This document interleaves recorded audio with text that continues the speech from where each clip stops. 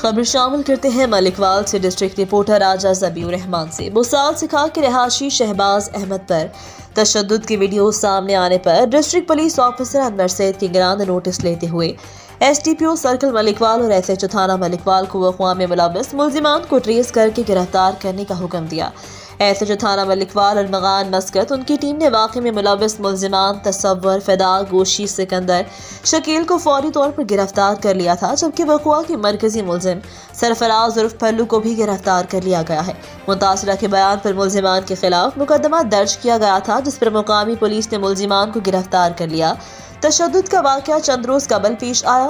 District police officer انور سید کے گراہ کا کہنا، کسی بھی شہری پر تشدد یا اس کی تذلیل ناقابل برداشت ہے۔ تشدد کے خلاف زیرو ٹالرنس پالیسی ہے۔